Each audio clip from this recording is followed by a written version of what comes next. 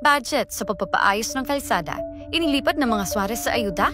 Alam niyo ba, para sa taong 2025, mayroong 800 milyong pisong budget na dapat ay nakalaan sa pagpapaayos ng national highways sa Quezon na nasa ilalim ng pangangasiwa ng national government. Kabilang dito ang mga kalsada sa Pagbilao, Atimonan, Gumaka, Payabas at Mauban.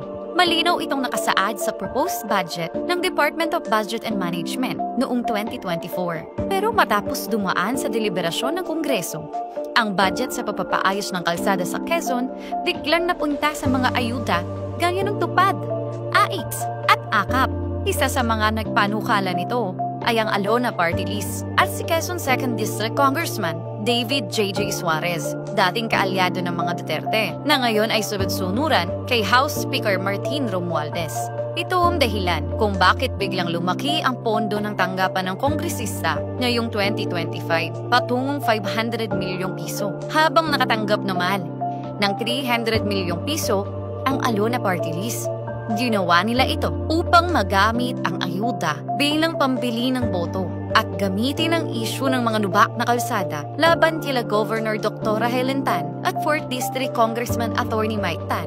Ito ay sa kabila ng katotohanan na sa national government nagmumula ang pondo sa pagpapaayos nito dahil kilalang kaalyado ni J.J. Suarez si Martin Romualdez. Sadyang hindi pinondohan ng Kongreso ang pagpapaayos ng mga sirang kalsada upang magalit ang mga tao, ipukol ang sisi sa Kapitolyo at pagmukhaing walang ginagawa ang gobernadora.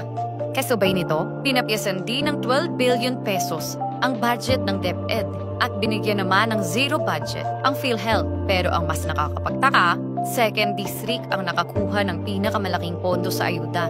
Gayong bihamak na mas maraming mahirap sa ibang mga distrito, gaya ng District 1, District 4 at Bondok Peninsula. Taliwas ito sa tunay na layunin ng ayuda na dapat ay mapunta sa mga lugar kung saan pinakamarami ang naghihirap at walang trabaho. Sa isang audio recording, maririnig na sinabi mismo ni Alona Party List first nominee, Inday Tina Talavera, na todo ang paninipsip ng mga Suarez sa DOLE, DSWD at kay Speaker Martin Romualdez upang makatanggap ng malaking pondo. Inamin na rin ito, puro mga leader lamang nila ang paulit-ulit na nakakatanggap ng ayuda. Ay syempre baga!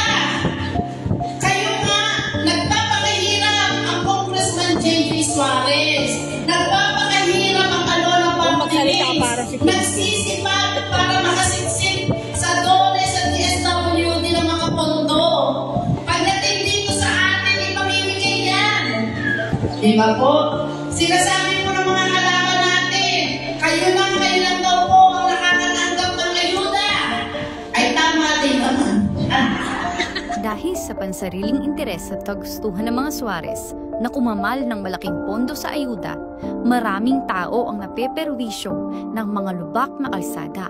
Kaya sa susunod na madadaanan natin ng mga lubak sa Quezon, alam na natin ang punot dulong dahilan. Dahil ang budget sa papapaayos nito, inilipat ng mga Suarez sa ayuda upang ipambili ng boto ngayong panahon ng kampanya.